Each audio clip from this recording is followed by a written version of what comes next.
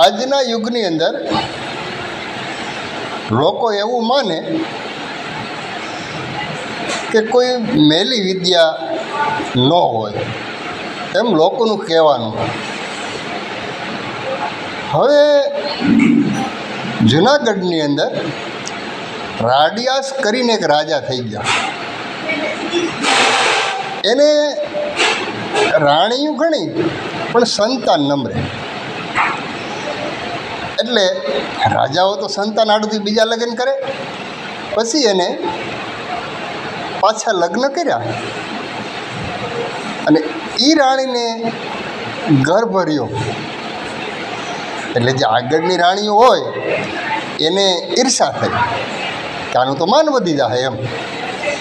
એટલે એ રાણીઓ ગિરનારની અંદર જઈ અને અઘોરી સાધુને ગોઈતો અને કોઈ અઘોરી સાધુને કીધું કે ભાઈ આ જે રાણીને ગર્ભ ભર્યો છે એનો જન્મ ન થવો એવું કરી દે. બોલો કે હા, ન થવા દો. એ કંઈક પૂતરા લઈએ, અડદના લોટના પૂતરા બનાવ્યા, એમાં કંઈક ખીલિયું નાખી એ જે કાંઈ એને મંત્ર સાધના કરી હોય એ સાધના કરી અને પૂતરા દટ્યા જમીનમાં ખાડો ગારી. અને ભાઈ હકીકતમાં બીના એવી બની કે જે રાણીને ગર્ભ ભર્યો હતો 9 મહિને 10મે મહિને જન્મ થઈ જવો જોઈએ એની જગ્યાએ સમય પછી સમય માંડ્યો જવા.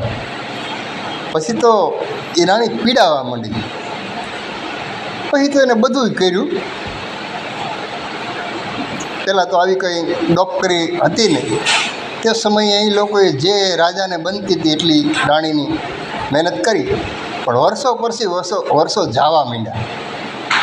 અને એ રાણી ખોડિયારમાંને માનતી. આમ 9 વર્ષ સુધી પીડાણી, 9 વર્ષ સુધી માં ખોડિયાર, હેમાં ખોડિયાર, હેમાં ખોડિયાર એમ પીડા કરી. 9મે વર્ષે ખોડિયારમાં એના સપને આવ્યા અને કીધું કે તારા પેટમાં જે ગર્ભ છે એને મંત્ર શક્તિથી બંધન કરી લેવામાં આવ્યો છે અને એના પુત્રા દાટવામાં આવેલા છે.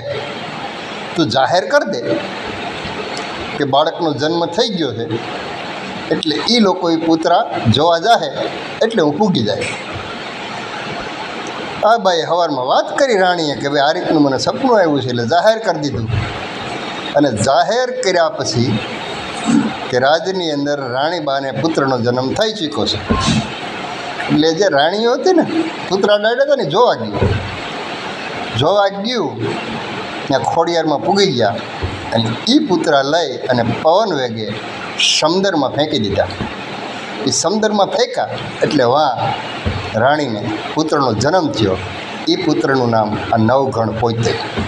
એ 9 વર્ષ પેટમાં રહ્યો હતો અને નવઘણની માં 9 વર્ષ પીડાણી હતી આ અઘોરીના તાંત્રિક વિદ્યાને કારણે.